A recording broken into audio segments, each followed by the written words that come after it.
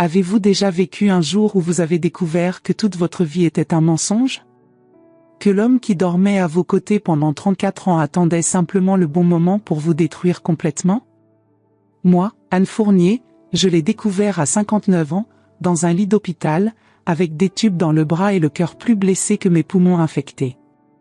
C'était le 15 mars, un matin glacial d'hiver parisien. La pluie battait violemment contre les fenêtres de l'hôpital Saint-Louis tandis que je luttais contre une pneumonie qui avait failli m'emporter. Mais ce n'était pas la maladie qui avait failli me tuer, c'était ce que j'ai découvert ce matin maudit. Les semaines précédant mon hospitalisation avaient été étranges. Pierre, mon mari, était devenu de plus en plus distant. Quand je toussais la nuit, il changeait de chambre. Quand je mentionnais mes douleurs thoraciques persistantes, il haussait les épaules et murmurait quelque chose sur les femmes de notre âge qui dramatisent toujours. Notre appartement de Neuilly-sur-Seine, que j'avais acheté avec mes économies d'architecte, était devenu silencieux. Les rires qui résonnaient autrefois dans nos 200 mètres carrés s'étaient évaporés. Pierre passait ses soirées enfermé dans son bureau, prétendant travailler sur ses projets d'affaires. Des projets qui, je le découvrirai plus tard, n'existaient que dans son imagination malade. Quand la fièvre m'avait frappé comme un marteau, quand mes poumons avaient commencé à se remplir de liquide, Pierre avait appelé l'ambulance avec l'empressement d'un homme qui se débarrasse d'un fardeau encombrant. Pas l'urgence d'un mari inquiet. Non, quelque chose de différent. Quelque chose que j'aurais dû reconnaître comme du soulagement. À l'hôpital, pendant les 3 premiers jours, Pierre venait me voir chaque matin. Mais ses visites étaient mécaniques, froides. Il s'asseyait sur la chaise en plastique bleu, consultait son téléphone plus souvent qu'il ne me regardait, et repartait après exactement 30 minutes. Comme s'il cochait une case sur une liste de tâches. Visiter la femme malade, fait. Les infirmières trouvaient son comportement étrange. Madame Leclerc, une femme dans la cinquantaine avec des yeux bienveillants, m'avait dit un jour, « Madame Fournier, votre mari semble préoccupé. » Les maris inquiets restent généralement plus longtemps. J'avais défendu Pierre, comme toujours. Il a beaucoup de travail, avais-je murmuré, même si au fond de moi, quelque chose sonnait faux. Puis est arrivé ce matin du 15 mars. Le matin où ma vie a basculé dans l'abîme.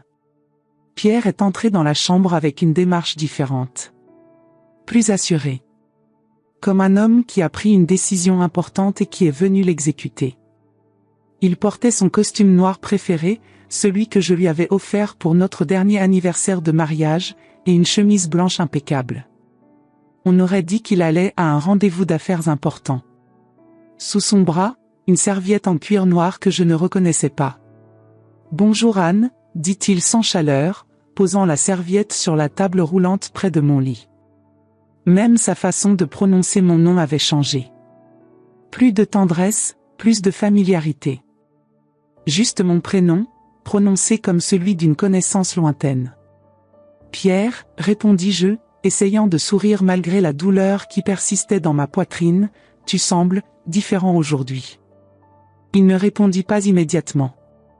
Au lieu de cela, il tira la chaise habituelle, mais cette fois, il la plaça plus loin de mon lit. Une distance calculée. Une distance qui parlait plus fort que des mots. Le silence s'installa entre nous comme un mur invisible. Dehors, Paris s'éveillait sous la pluie. Les klaxons des voitures, le bruit des pas pressés sur les trottoirs mouillés, la vie qui continuait pendant que la mienne s'apprêtait à s'effondrer. Anne, commença-t-il finalement, évitant soigneusement mon regard, nous devons parler de choses pratiques. Pratique. Ce mot résonna dans ma tête comme une cloche funèbre. Quelle chose pratique peut-on discuter avec une femme qui lutte contre une pneumonie dans un lit d'hôpital? De quoi veux-tu parler, mon chéri, demandai-je, utilisant machinalement le terme d'affection que j'employais depuis 34 ans, sans réaliser que ces mots sonnaient déjà creux. Pierre ouvrit sa serviette et en sortit une liasse de documents. Des papiers officiels, avec des en-têtes que je ne pouvais pas lire de ma position allongée, mais qui semblaient terriblement sérieux. Notre situation financière traverse une période délicate, dit-il, choisissant ses mots avec la précision d'un avocat. Mon cœur se serra. Pas à cause de mes poumons malades, mais à cause de quelque chose de plus profond. Une intuition féminine, peut-être. Cette voix intérieure qui nous avertit quand quelque chose ne va pas, même quand notre esprit refuse de l'accepter. Délicate comment, demandai-je, ma voix devenant plus ferme malgré ma faiblesse physique. Pierre se racla la gorge, un tic nerveux que je ne lui avais jamais connu. Avec ta maladie, avec les frais médicaux, avec l'incertitude de ton rétablissement. Il laissa sa phrase en suspens, comme s'il attendait que je complète moi-même la conclusion terrifiante. Pierre, dis-je lentement, de quoi parles-tu exactement? Nous avons une excellente assurance maladie. Notre compte épargne est bien garni. La maison est entièrement payée. Nos investissements? Justement, m'interrompit-il avec une brusquerie qui me fit sursauter. C'est de cela que nous devons parler. Il me tendit les documents. Mes mains tremblaient, et pas seulement à cause de la fièvre. J'ai besoin que tu signes ces papiers, Anne. C'est pour protéger nos biens. Avec ton état de santé actuel, il vaut mieux transférer temporairement tout à mon nom. Les mots me frappèrent comme une gifle. Temporairement? Transférer tout? À son nom? Tu plaisantes, murmurai-je, espérant encore que c'était une blague de mauvais goût. Le regard qu'il me lança effaça tout espoir. C'était le regard d'un étranger. Froid. Calculateur. Impitoyable. Anne, sois réaliste. Tu as 59 ans, tu es gravement malade. Les médecins ne savent même pas si tu vas te remettre complètement. Il faut que quelqu'un prenne les décisions importantes. Chaque mot était comme un poignard planté dans mon cœur déjà meurtri. Gravement malade, répétai-je, ma voix montant malgré ma gorge douloureuse. Pierre, c'est une pneumonie. Les médecins ont dit que je serais sorti d'ici dans quelques jours. Les médecins disent beaucoup de choses, répliqua-t-il avec un détachement qui me glaça le sang. Mais à notre âge, Anne, une maladie peut en cacher une autre. Ton cœur, tes poumons, qui sait ce qu'ils découvriront ensuite?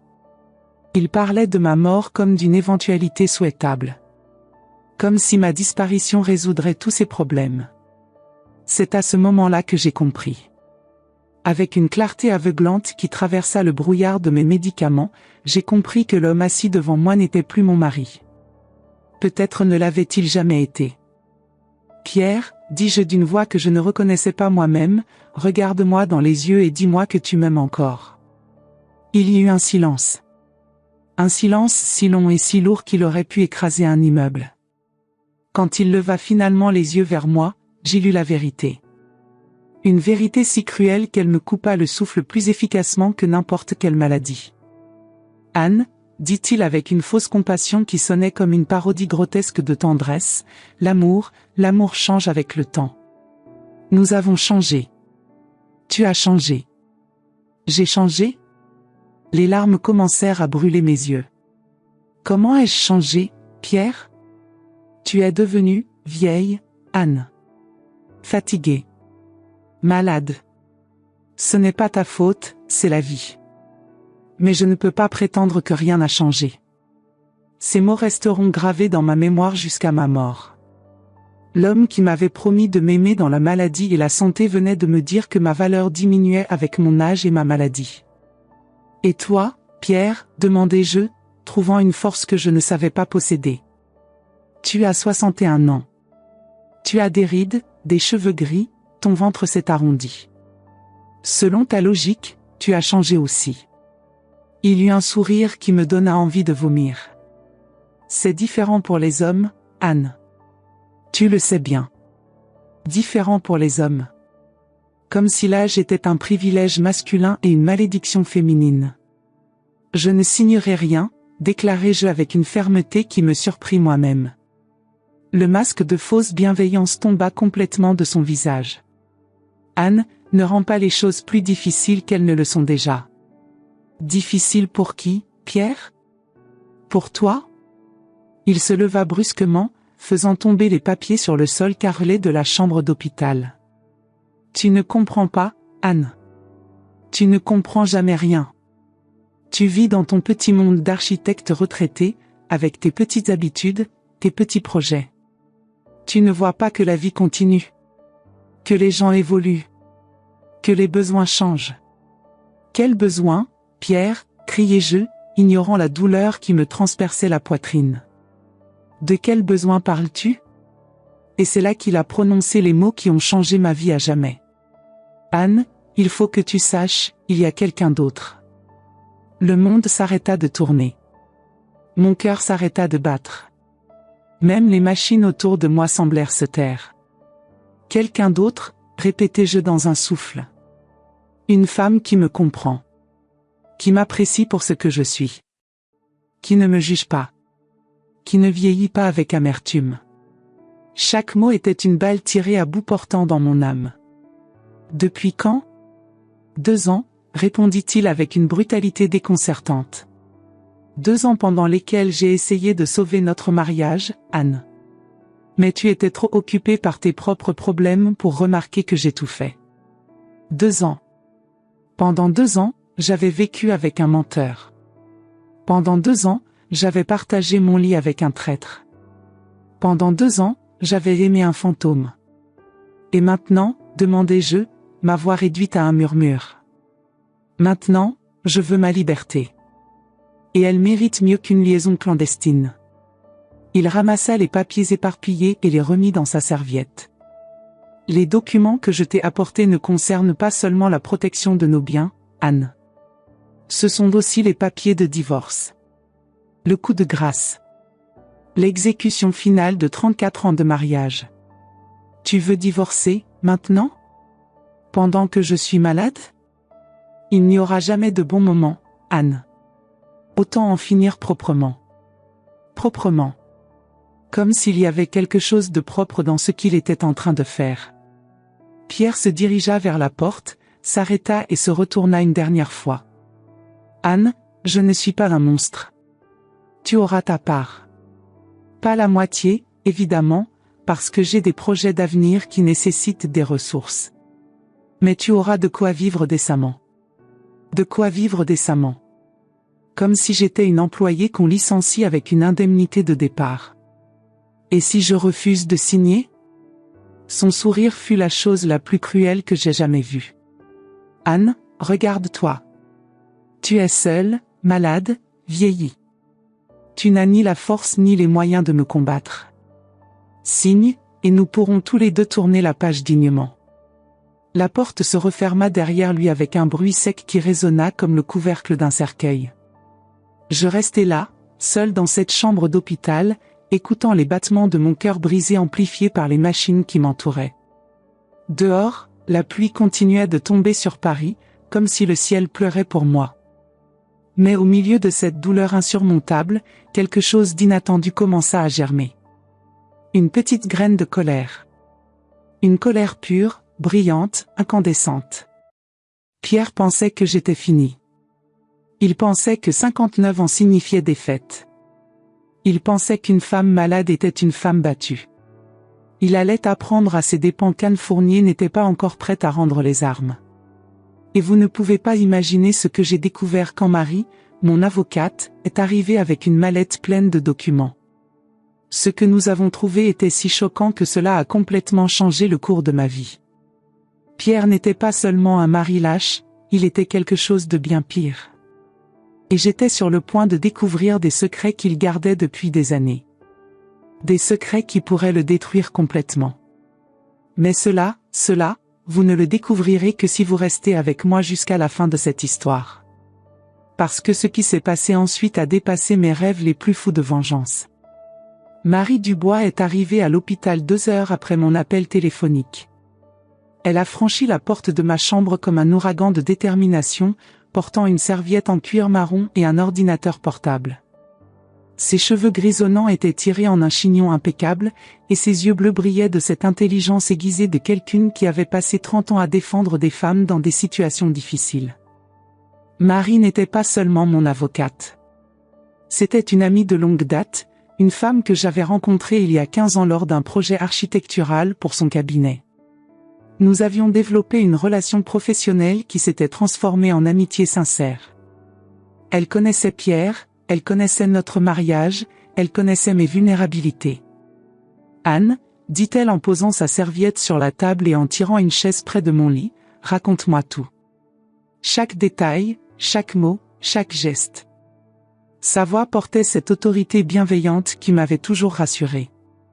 Marie était le genre de femme qui inspirait confiance instantanément, grande, élégante, avec cette présence qui commandait le respect dans les salles d'audience.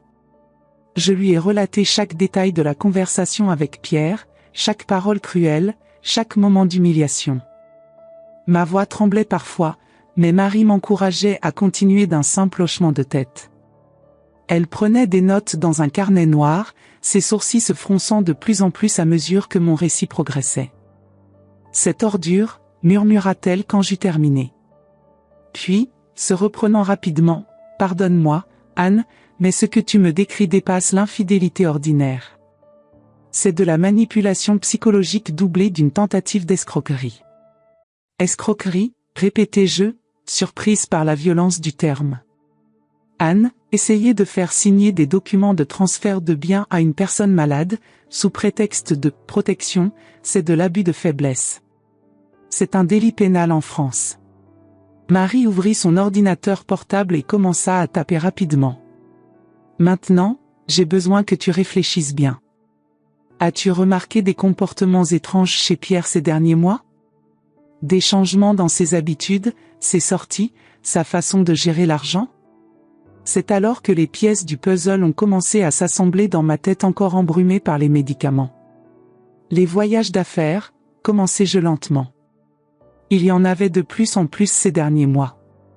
Parfois des week-ends entiers à Lyon, à Marseille, prétendument pour rencontrer des clients. Quels clients? Demanda Marie, ses doigts suspendus au-dessus du clavier. Je n'en sais rien. Il disait que c'était confidentiel, que je ne comprendrais pas les détails techniques de ses affaires. Marie et moi échangeâmes un regard lourd de sens. Nous savions toutes les deux que Pierre n'avait jamais eu d'affaires particulièrement complexes. Il était consultant en management pour de petites entreprises, pas trader international. Et les appels téléphoniques, continua Marie. Oh mon Dieu, murmurai-je, me rappelant soudain. Les appels qu'il prenait dans une autre pièce. Il disait que c'était pour ne pas me déranger avec ses conversations professionnelles. Mais maintenant que j'y pense, il souriait différemment après ces appels. Il semblait plus heureux. Plus heureux loin de moi. Cette réalisation me frappa comme une claque. Et les finances, Anne? Est-ce que Pierre s'occupait de vos comptes? Partiellement, admis-je avec une gêne croissante. J'avais mes comptes personnels pour mes revenus d'architecte, mais nous avions aussi des comptes joints. Pierre s'en occupait, disait que ça l'amusait de gérer notre portefeuille d'investissement. Quand as-tu consulté ces comptes pour la dernière fois? Le silence qui suivit ma réflexion fut éloquent. Il y a plusieurs mois. Pierre disait toujours que tout allait bien, que nos investissements étaient performants. Marie ferma les yeux un instant, comme si elle digérait une information particulièrement désagréable. Anne, j'ai besoin de ton autorisation écrite pour faire appel à un investigateur privé. Si Pierre trame quelque chose, nous devons le découvrir rapidement. Un investigateur? L'idée me sembla surréaliste. Tu penses vraiment que c'est nécessaire? Anne, mon instinct d'avocate me dit que nous ne sommes qu'au début de cette histoire. Pierre n'agit pas comme un homme qui veut simplement divorcer. Il agit comme un homme qui prépare quelque chose depuis longtemps. Elle sortit un formulaire de sa serviette. Je connais Marc Rousseau, un excellent investigateur. Discret, efficace, spécialisé dans les affaires matrimoniales et financières. Il peut commencer dès aujourd'hui. J'ai signé l'autorisation d'une main tremblante. Pas à cause de ma maladie, mais à cause de la peur de ce que nous allions découvrir. Combien de temps cela prendra-t-il, demandai-je. Pour avoir un premier rapport? 48 heures maximum. Marc est très rapide quand il s'agit de vérifier les finances et les activités récentes. Les 48 heures suivantes furent les plus longues de ma vie. Pierre ne revint pas à l'hôpital. Pas une visite, Pas un appel, pas même un message. Comme si 34 ans de mariage s'étaient volatilisés du jour au lendemain. Les infirmières commençaient à poser des questions discrètes. Madame Leclerc, toujours bienveillante, m'apportait du thé supplémentaire et restait parfois quelques minutes pour bavarder. « Votre mari travaille beaucoup ces temps-ci », avait-elle dit un matin, cherchant manifestement à comprendre son absence. « Oui », avais-je répondu, incapable de révéler la vérité. « Beaucoup de travail. Pendant ces 2 jours, j'ai eu tout le temps de réfléchir à ma vie avec Pierre. Comment avais-je pu être si aveugle ? Les signes étaient là depuis des mois, peut-être des années. Ses compliments qui s'étaient raréfiés, puis avaient complètement disparu. Sa façon de regarder les autres femmes dans la rue, plus longtemps qu'avant.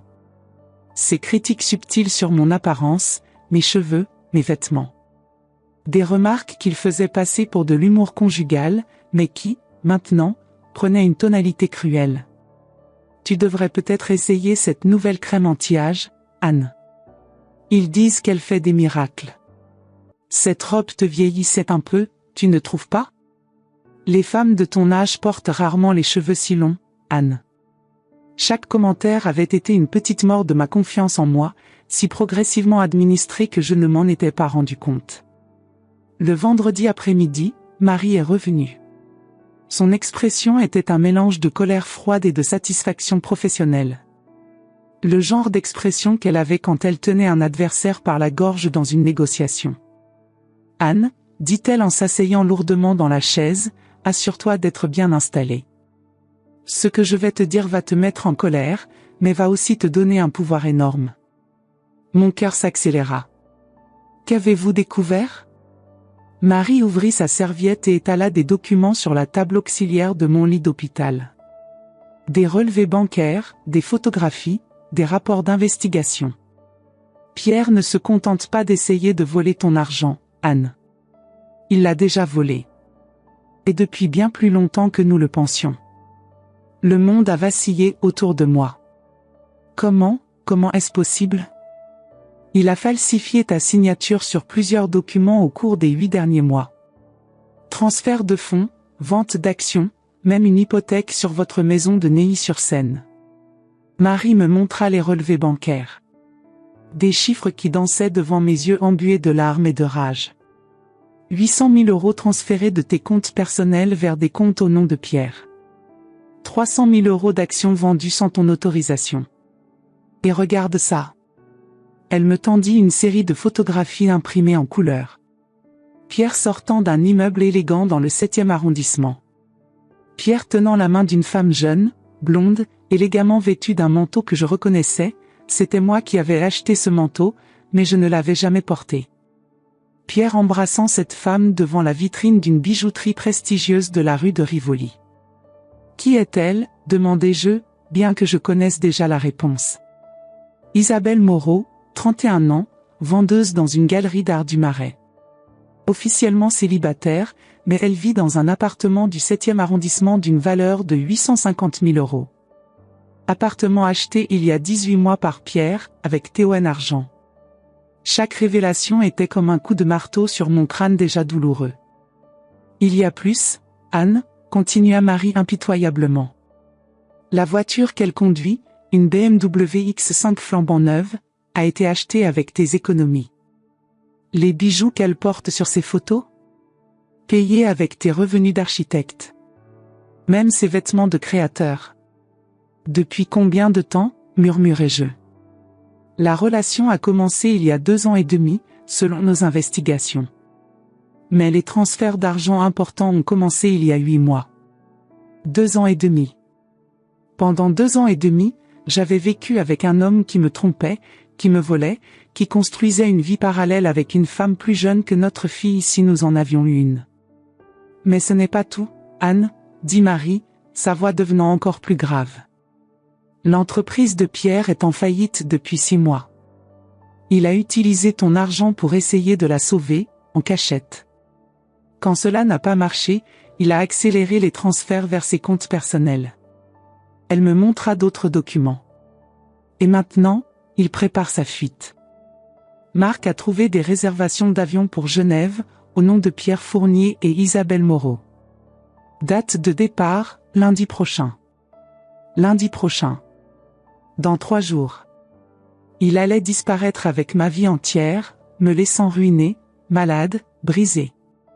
Comment avez-vous découvert tout cela si rapidement? Marc a ses méthodes, répondit Marie avec un sourire qui ne présageait rien de bon pour Pierre. Il a suivi Pierre pendant 48 heures intensives. Votre mari n'est pas très discret quand il pense être en sécurité. Elle me montra d'autres photos. Pierre et Isabelle dans un restaurant chic, trinquant avec du champagne. Pierre signant des papiers dans une banque. Isabelle essayant des robes dans une boutique de luxe.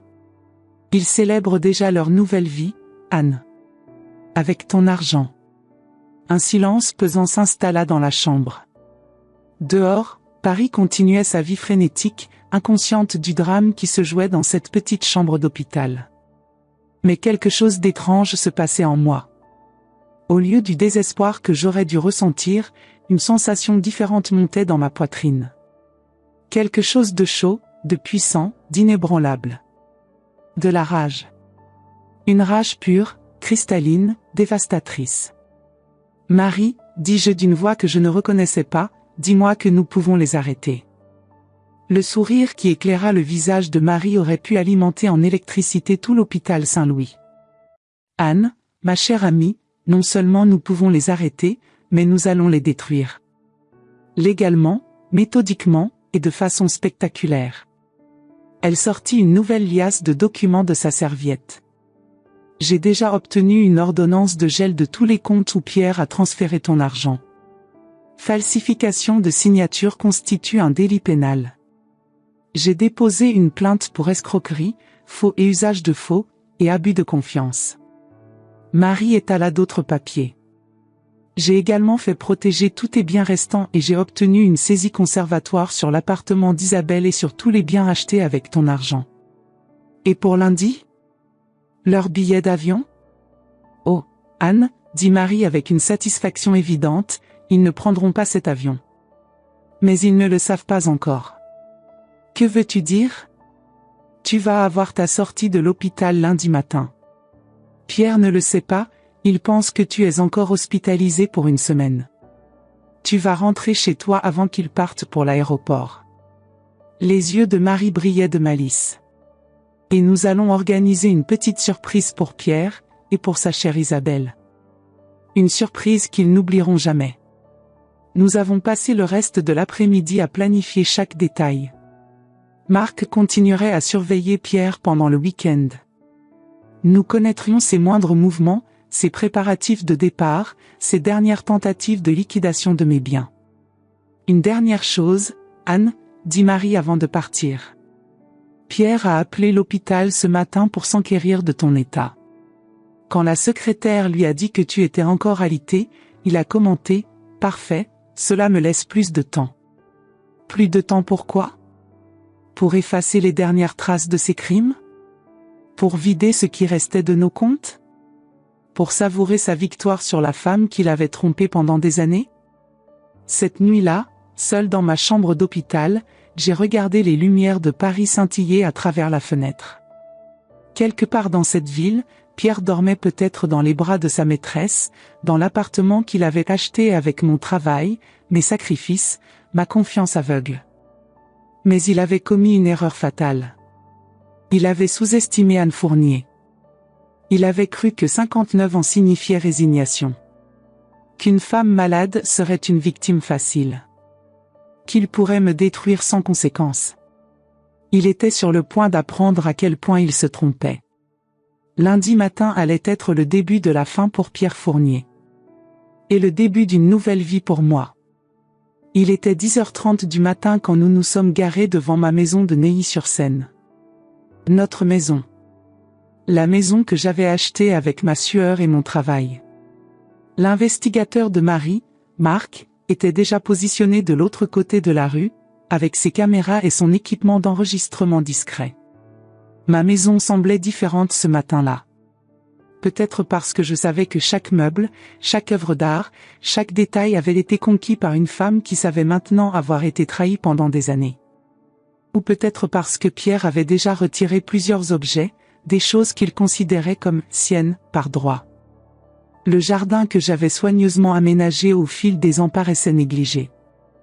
Les roses que je chérissais avaient besoin d'être taillées, et quelques mauvaises herbes avaient poussé dans les plates-bandes. Pierre n'avait jamais vraiment aimé jardiner, laissant cette tâche entièrement à mes soins. Maintenant, dans mon absence forcée, même les plantes semblaient abandonner l'espoir. Marie vérifia une dernière fois son téléphone. Marc vient de confirmer. Pierre et Isabelle sont à l'intérieur depuis 9 heures. Ils préparent leur dernier bagage. Leur vol est à 16h30, ils comptent partir d'ici vers 13h. J'ai utilisé ma clé normalement. La porte s'est ouverte avec le même déclic familier, mais le son a résonné différemment. Comme le son de la justice qui arrive enfin à destination. Dès l'entrée, j'ai remarqué les changements. La console de l'entrée était à moitié vide. Mon vase en cristal de baccarat, un cadeau de ma mère, avait disparu. Plusieurs tableaux que j'avais achetés lors de mes voyages professionnels n'étaient plus au mur. Des voix provenaient du salon. Pierre n'était pas seul, comme nous le savions déjà. J'ai avancé silencieusement dans le couloir, mes talons amortis par le tapis persan que j'avais choisi 5 ans auparavant lors d'une vente aux enchères. Ce tapis avait une histoire, il avait appartenu à un château en Bourgogne, et j'étais tombée amoureuse de ses couleurs chaudes et de son motif délicat. Pierre l'avait trouvé trop cher et prétentieux, mais j'avais insisté. Maintenant, chaque pas sur ce tapis me rappelait ma détermination d'antan. Les voix devenaient plus claires à mesure que j'approchais. Elle va encore rester hospitalisée pendant au moins une semaine, c'était la voix de Pierre, portant cette assurance arrogante que je connaissais si bien. Largement le temps de finir d'emballer tout et de régler les derniers détails. J'ai quand même peur, Pierre, répondit une voix féminine jeune, légèrement nasillarde avec un accent du sud que je ne m'attendais pas à entendre. Et si elle découvre? Et si elle... Isabelle, mon amour, l'interrompit Pierre avec cette condescendance paternaliste qu'il utilisait autrefois avec moi. Anne est une femme de 59 ans, malade, naïve. Elle m'a fait confiance pendant 34 ans sans jamais questionner quoi que ce soit. Pourquoi commencerait-elle maintenant? Menteur. J'avais questionné. J'avais posé des questions sur ses voyages, ses retards, ses humeurs changeantes. Mais il avait toujours eu une explication, toujours une justification plausible. En plus, continua Pierre, et je pouvais l'imaginer faire ce geste de la main qu'il utilisait pour balayer mes inquiétudes, même si elle découvrait quelque chose, que pourrait-elle faire? Elle est seule, sans argent, sans force. Sans argent? La voix d'Isabelle trahissait une pointe d'inquiétude. Eh bien, Pierre a ri, et ce rire m'a glacé le sang, elle ne sait pas encore qu'elle n'a plus d'argent. Mais quand elle le découvrira, il sera trop tard. Nous serons à Genève, en train de commencer notre nouvelle vie. Et l'appartement? Tu es sûr qu'elle ne peut pas? L'appartement est à mon nom maintenant, chérie. Tout comme les comptes, les investissements, même la voiture. J'ai été très méticuleux. C'est à ce moment-là que j'ai décidé d'entrer dans le salon. Une nouvelle vie achetée avec MON Argent? Le silence qui a suivi était si profond qu'on aurait pu entendre une épingle tomber. Pierre était assis sur MON canapé en cuir italien, celui que nous avions acheté ensemble pour célébrer ma promotion à associé dans le cabinet d'architecture. Il portait un costume que je lui avais offert pour Noël dernier, une cravate en soie que je lui avais rapportée de Milan. À côté de lui, une jeune femme blonde, Isabelle, portait des bijoux que j'ai immédiatement reconnus. Pas seulement comme étant les miens, mais comme ayant une histoire. Ces boucles d'oreilles en perles, Pierre me les avait offertes pour notre 25e anniversaire de mariage, prétendant les avoir choisies spécialement pour moi. Ce collier en or blanc, c'était pour mes 50 ans. Cette bague avec une émeraude, pour notre 30e anniversaire. Chaque bijou qu'elle portait était un mensonge de plus, un souvenir volé, une humiliation supplémentaire. Le visage de Pierre est devenu blanc comme un linge. Isabelle s'est littéralement figée sur place, comme un animal pris dans les phares d'une voiture. Anne, comment? Pierre bégayait, et pour la première fois depuis des décennies, je l'ai vu perdre complètement sa contenance. Comment je suis sortie de l'hôpital? Comment j'ai découvert tes petits secrets? Comment je suis ici, bien vivante et très en colère? J'ai traversé la pièce avec toute l'élégance que j'ai pu rassembler et me suis assise dans ma bergère préférée, celle que j'avais chinée dans une brocante de Provence et fait retapisser dans un tissu Liberty. Ma place, dans ma maison, face aux voleurs qui pensaient l'avoir conquise. Pierre, mon cher mari, j'ai commencé, ma voix aussi calme que la surface d'un lac avant la tempête, nous devons discuter de quelques affaires pratiques. J'ai utilisé exactement les mêmes mots qu'il avait employés avec moi à l'hôpital. J'ai vu la reconnaissance dans ses yeux, mêlée à une peur grandissante. Anne, je peux tout expliquer. Expliquer quoi exactement? Comment tu as falsifié ma signature pour voler 800 000 €? Comment tu as vendu mes actions sans ma connaissance? Comment tu as acheté un appartement pour ta maîtresse avec mon argent? Ou comment tu prévoyais de t'enfuir en Suisse cet après-midi en me laissant sans rien? Isabelle a regardé Pierre avec une panique évidente. Pierre, tu m'avais dit que l'argent était le tien. Il est à moi, a crié Pierre en se levant brusquement, renversant la tasse de café qu'il tenait. Le liquide brunâtre s'est répandu sur le tapis perçant, créant une tache que je savais ne jamais pouvoir effacer complètement. Je suis marié avec elle depuis 34 ans. La moitié de tout m'appartient de droit. J'ai souri. Un sourire glacial que j'avais appris à perfectionner pendant ces jours d'hôpital, en planifiant ce moment précis. La moitié, Pierre? Tu as tout à fait raison. La moitié de tout ce que nous avons construit ensemble t'appartient. Mais tu sais quel est le problème? Tu n'as rien construit. Tu n'as fait que dépenser. J'ai sorti de mon sac à main la chemise que Marie avait préparée. La même chemise qui contenait la vérité sur notre vie financière. Cette maison a été achetée entièrement avec mon argent, avant notre mariage. Elle est à mon nom. Les investissements ont été constitués avec mon salaire, pendant toutes ces années où tu gérais tes affaires malmenées. Le compte épargne a été alimenté par mes primes de fin d'année et mes bonus de projet. J'ai ouvert la chemise et étalé les documents sur la table basse en verre, une table que j'avais dessinée moi-même et fait réaliser par un artisan verrier de Murano. Tu sais à quoi tu as droit, Pierre? À la moitié des dettes de ton entreprise en faillite. À la moitié de tes échecs professionnels répétés. À la moitié du néant que tu as construit de tes propres mains. Pierre s'est approché, et pendant un instant, j'ai cru qu'il allait me frapper physiquement. Ses poings étaient serrés, ses mâchoires contractées. Mais alors je me suis rappelé que Marc était dehors, enregistrant tout à travers les fenêtres du salon que j'avais volontairement laissées ouvertes. Tu ne peux pas me faire ça, Anne. Je suis ton mari. Nous avons construit une vie ensemble. Marie? Je me suis levée, me retrouvant face à face avec lui, respirant sa Cologne, la même qu'il portait depuis 15 ans, celle que je lui achetais chaque année pour son anniversaire. Les maris ne volent pas leurs épouses. Les maris n'abandonnent pas leurs épouses malades à l'hôpital. Les maris ne construisent pas des vies secrètes avec des maîtresses plus jeunes. Je me suis tournée vers Isabelle, qui avait commencé à pleurer avec des sanglots qui semblaient plus calculés qu'authentiques.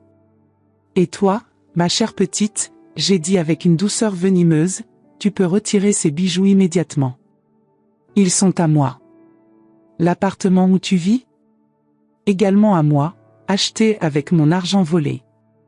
La voiture que tu conduis? La mienne aussi. Les vêtements de créateur dans ton dressing? Tout payé avec le travail de mes mains. Je ne savais pas, Isabelle a sangloté, mais ses larmes semblaient aussi artificielles que sa couleur de cheveux. Bien sûr que tu savais, j'ai répliqué froidement. Une femme de 31 ans n'est pas si naïve. Tu savais parfaitement que tu profitais de la destruction d'un mariage. Tu savais que chaque cadeau, chaque sortie au restaurant, chaque week-end romantique était payé avec l'argent d'une autre femme. Pierre a tenté une dernière carte, Anne, nous pouvons résoudre cela de manière civilisée. Nous pouvons négocier, trouver un arrangement. De manière civilisée? J'ai explosé, toute ma rage contenue trouvant enfin sa voie. Civilisée? Tu m'as volé, tu m'as menti, tu m'as trompé, tu as essayé de m'abandonner sans rien, et maintenant tu veux résoudre cela de manière civilisée? J'ai marché jusqu'à la fenêtre et fait signe à Marc. Il est apparu à la porte d'entrée principale quelques secondes plus tard, accompagné de 2 policiers en uniforme. Pierre, j'aimerais que tu rencontres Marc Rousseau, investigateur privé. Il a des enregistrements de vous deux pendant 2 semaines complètes. Il a des photos, des documents, des preuves de toutes tes transactions frauduleuses. Marc est entré et a tendu une enveloppe officielle à Pierre.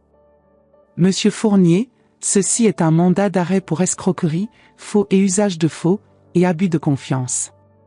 Vous avez le droit de garder le silence. Le visage de Pierre s'est décomposé en une expression qui mélangeait rage, terreur et incrédulité totale. Tu ne peux pas me faire ça, Anne. Tu m'aimes. Nous sommes mariés depuis 34 ans. Tu ne peux pas détruire notre vie comme ça. C'est alors que j'ai prononcé les mots qui ont tout changé. Pierre, j'aimais l'homme que je croyais que tu étais. Mais cet homme n'a jamais existé. Tu es un étranger qui a dormi dans mon lit pendant 34 ans, attendant la bonne occasion pour me détruire. Eh bien, l'occasion est arrivée. Seulement, ce n'est pas pour toi. Marc a commencé à menotter Pierre. Isabelle a tenté de s'enfuir vers la cuisine, mais les 2 policiers bloquaient déjà toutes les sorties. Isabelle Moreau, a dit l'un d'eux, vous êtes également en état d'arrestation pour complicité d'escroquerie et recel. Pendant qu'il les emmenait, Pierre a crié, Anne, tu vas le regretter. Tu resteras seule. Qui voudra d'une vieille femme comme toi? Tu finiras tes jours dans la solitude et l'amertume. Je me suis arrêté sur le seuil et me suis retourné une dernière fois vers l'homme qui avait partagé ma vie pendant plus de 3 décennies. Pierre, tu n'as toujours pas compris. Je ne reste pas seul. Je me débarrasse de toi. Alors qu'il disparaissait dans le fourgon de police, j'ai fermé la porte de ma maison et me suis adossé contre elle.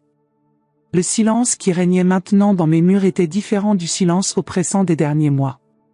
C'était un silence de liberté, de possibilité, de renaissance. Marie, qui était restée discrètement dans l'entrée pendant toute la confrontation, s'est approchée de moi. « Comment te sens-tu, Anne ?» J'ai regardé autour de moi. Mon salon, débarrassé de la présence toxique de Pierre et de sa maîtresse. Mes objets, mes souvenirs, ma vie qui m'appartenait de nouveau entièrement. « Je me sens libre », ai-je répondu. Pour la première fois depuis des années, je me sens libre. Et c'était la vérité. À 59 ans, dans ma propre maison récupérée, entourée des preuves de ma force et de ma détermination, je me sentais plus vivante que je ne l'avais été depuis très longtemps. La vraie vie d'Anne Fournier venait de commencer. 3 mois plus tard, je suis assise sur la terrasse de mon nouvel appartement à Montmartre, sirotant mon café en regardant le soleil se lever sur Paris. C'est un appartement plus petit que mon ancienne maison, mais il est entièrement à moi. Chaque meuble, chaque couleur, chaque décision a été prise par Anne Fournier. Pas par l'épouse de Pierre. Pas par la femme qu'il pensait pouvoir détruire.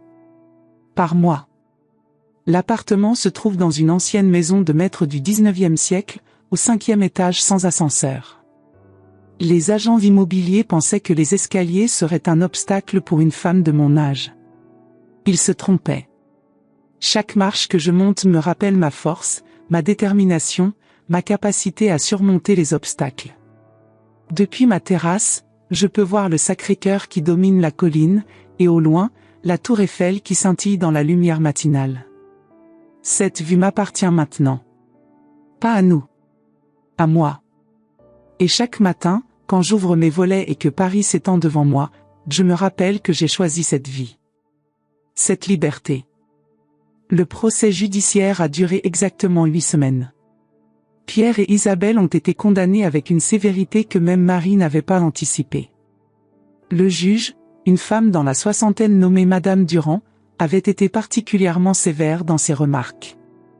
Monsieur Fournier, avait-elle dit lors du prononcé de la sentence, vous avez non seulement trahi la confiance de votre épouse, mais vous avez également tenté de profiter de sa vulnérabilité pendant sa maladie.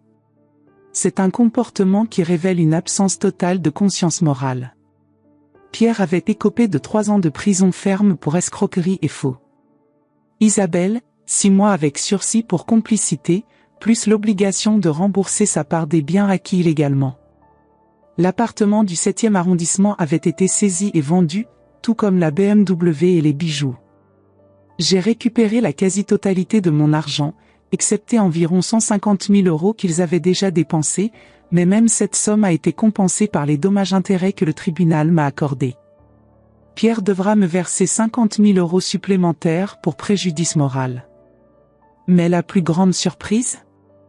Après que l'histoire se soit répandue dans la presse locale, une architecte de 59 ans démasque l'escroquerie de son mari et récupère sa fortune volée. J'ai reçu plus de 300 messages. Des messages de femmes qui avaient vécu des situations similaires. Des femmes qui m'appelaient leur héroïne. Des femmes qui voulaient des conseils, du soutien, de l'inspiration. C'est ainsi qu'est né la Réseau Anne. Un groupe de soutien que j'ai créé pour les femmes victimes de violences économiques. Nous avons commencé par nous réunir dans mon salon à Neuilly, avant que je décide de vendre cette maison trop chargée de souvenirs toxiques. 3 femmes et moi, assises autour de ma table en chêne, partageant nos histoires, nos blessures, nos colères. Aujourd'hui, nous sommes plus de 600 femmes dans toute la France, avec des antennes à Lyon, Marseille, Toulouse et Strasbourg. Nous avons créé un site internet, une ligne d'écoute, des permanences juridiques. Des femmes de 25 à 75 ans, toutes unies par l'expérience de la trahison financière, toutes déterminées à aider d'autres femmes à s'en sortir.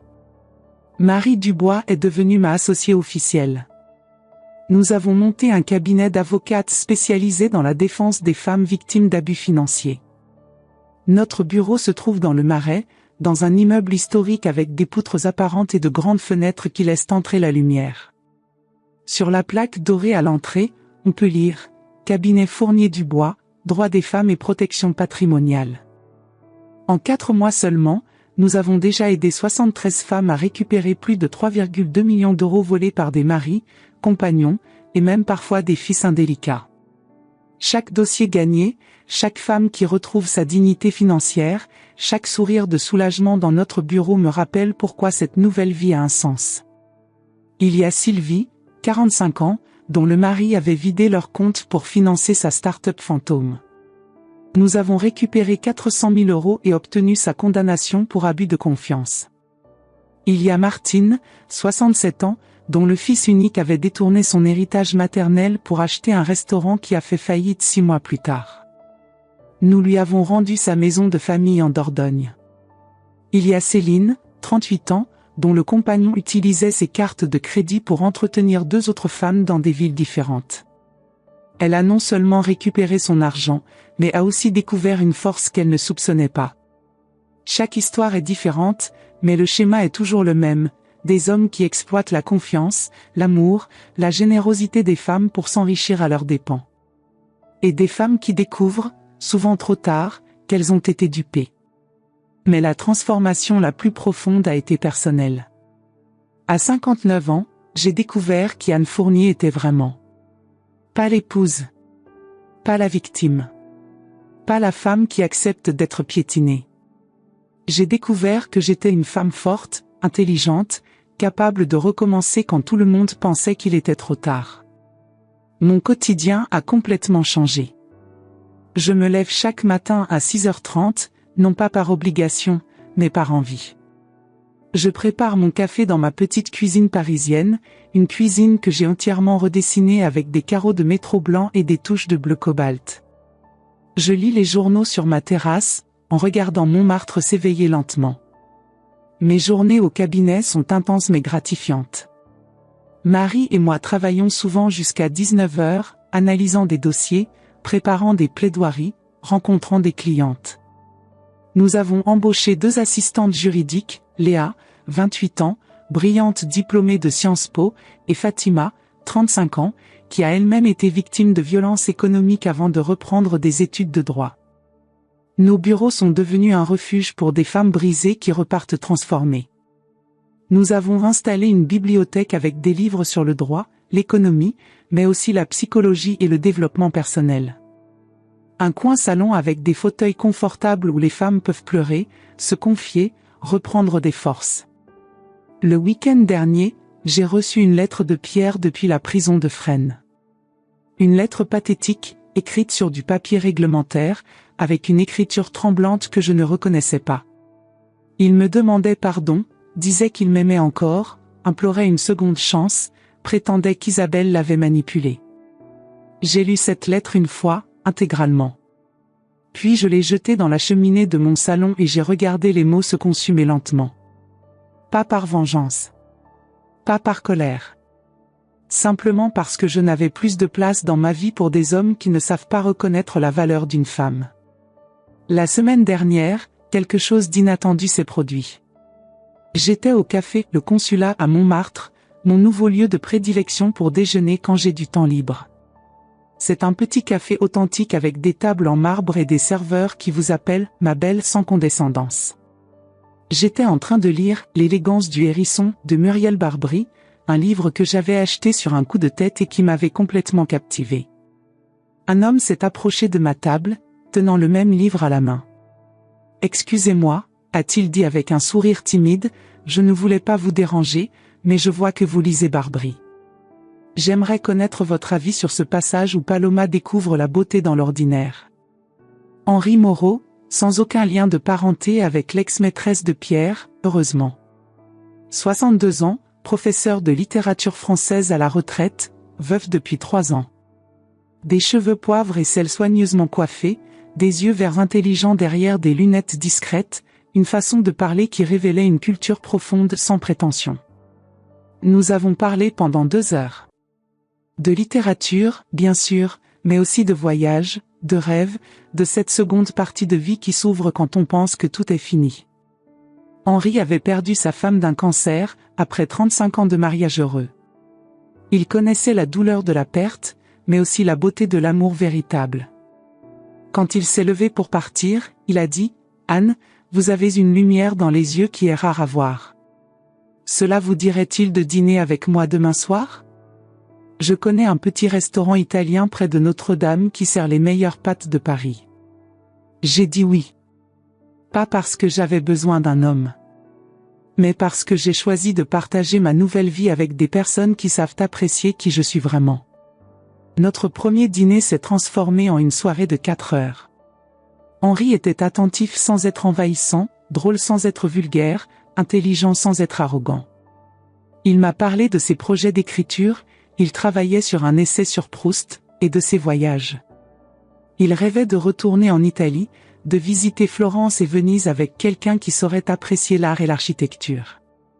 J'aimerais voyager avec une femme qui comprend que la beauté n'est pas seulement dans ce qu'on regarde, mais dans la façon dont on regarde, avait-il dit en me raccompagnant jusqu'à mon immeuble. Depuis, nous nous voyons 2 fois par semaine. Pas plus, par choix mutuel. Nous découvrons Paris ensemble, comme 2 touristes dans notre propre ville. Nous visitons des musées, nous nous promenons le long de la Seine, nous découvrons des librairies cachées dans le quartier latin. Henri connaît mon histoire. Je la lui ai racontée lors de notre 3e rencontre, m'attendant à voir de la pitié ou de la gêne dans ses yeux. Au lieu de cela, j'ai vu de l'admiration. « Anne, m'a-t-il dit, ce que vous avez fait demande un courage extraordinaire. Vous avez transformé une trahison en force, une destruction en renaissance. C'est magnifique. » Ce matin, en regardant Paris s'éveiller depuis ma terrasse, j'ai réfléchi aux derniers mois. J'ai perdu un mariage de 34 ans, mais j'ai gagné ma dignité. J'ai perdu l'illusion d'être aimé, mais j'ai découvert que je pouvais m'aimer moi-même. J'ai perdu la sécurité d'une vie prévisible, mais j'ai gagné la liberté d'une vie authentique. La leçon la plus importante que j'ai apprise ? Il n'est jamais trop tard pour découvrir qui vous êtes vraiment, quel que soit votre âge. Il n'est jamais trop tard pour vous défendre. Il n'est jamais trop tard pour recommencer. Pierre pensait qu'à 59 ans, je serais une victime facile. Qu'une femme de mon âge accepterait simplement d'être détruite. Il a appris de la pire façon possible qu'il se trompait. Aujourd'hui, quand de jeunes femmes viennent me voir au cabinet, demandant s'il vaut la peine de lutter contre des hommes puissants qui les ont volées, je dis toujours la même chose. Ma chère, vous avez deux choix. Vous pouvez accepter d'être une victime et vivre le reste de votre vie dans l'amertume, la pauvreté et l'humiliation. Ou vous pouvez découvrir la guerrière qui existe en vous et vous battre pour ce qui vous appartient de droit. La plupart choisissent de se battre. Et quand elles gagnent, parce qu'elles gagnent presque toujours, elles m'envoient une photo. Des photos de femmes souriantes, libres, maîtresses de leur propre vie. C'est à cela que je sers aujourd'hui. À montrer qu'à 59, 49, 39 ou 29 ans, une femme peut se lever d'un lit d'hôpital plus forte qu'elle n'était avant de tomber malade. Qu'elle peut sortir en marchant non seulement de l'hôpital, mais d'une vie entière de mensonges, directement vers une nouvelle vie de vérité. Pierre est en prison. Isabelle paie pour sa complicité. Et moi? Je suis libre. Vraiment libre, pour la première fois en 34 ans. Demain soir, je dîne avec Henri dans un nouveau restaurant qu'il a découvert près de la place des Vosges. La semaine prochaine, Marie et moi allons ouvrir une antenne de notre cabinet à Bordeaux. Le mois prochain, je commence à écrire un livre sur mon expérience. Un éditeur m'a contacté après avoir lu un article sur notre cabinet dans Le Figaro. L'année prochaine, qui sait? Peut-être que je voyagerai dans ces endroits que j'ai toujours voulu voir, mais que Pierre trouvait toujours inappropriés pour notre âge. La vie à 59 ans ne s'est pas terminée quand je suis sortie de cet hôpital en marchant. Elle a commencé. Et j'ai l'intention de vivre chaque jour comme la femme forte que j'ai découvert être. Parce que parfois, il faut perdre tout ce qu'on pensait avoir pour découvrir tout ce qu'on est vraiment.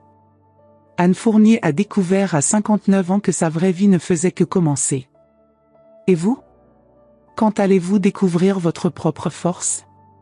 Savez-vous ce qui me fait le plus mal au cœur? Savoir que pendant que je raconte mon histoire ici, en ce moment même, une femme est en train d'être trompée par quelqu'un qui a promis de l'aimer. Une femme est en train de signer des papiers sans comprendre. Une femme est en train d'être convaincue qu'elle est trop âgée pour recommencer.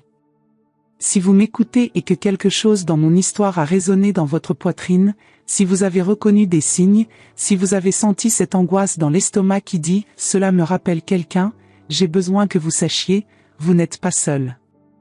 Je ne savais pas que je serais capable de me lever de ce lit d'hôpital et de transformer la pire trahison de ma vie en ma plus grande victoire. Pensez-vous que vous saviez que vous étiez assez forte pour faire ce que j'ai fait? Parce que je peux vous garantir que moi, je ne le savais pas. Le courage ne n'est pas tout fait. Il n'est quand nous découvrons que l'alternative est d'accepter d'être détruite. Et cela, aucune de nous ne le mérite. Dites-moi dans les commentaires, si vous aviez été à ma place, qu'auriez-vous fait? Auriez-vous eu le courage d'affronter tout cela? Ou peut-être que vous affrontez déjà quelque chose de similaire et avez juste besoin de savoir qu'il est possible de gagner. Écrivez vos histoires, vos peurs, vos doutes. Laissez les autres savoir qu'ils ne sont pas seuls. Parce que chaque commentaire ici peut être la lumière dont quelqu'un a besoin pour trouver sa propre force. Et si mon histoire vous a touché, si elle a planté une graine d'espoir ou de courage dans votre cœur, abonnez-vous à cette chaîne. Activez la cloche. Parce que je vais continuer à raconter des histoires de femmes qui ont découvert qu'il n'est jamais trop tard pour recommencer. Anne Fournier, à 59 ans, n'est pas morte dans cet hôpital. Elle est née. Et la femme forte qui existe en vous attend aussi de naître. La question n'est pas de savoir si vous êtes assez forte. La question est, quand allez-vous découvrir à quel point vous êtes forte?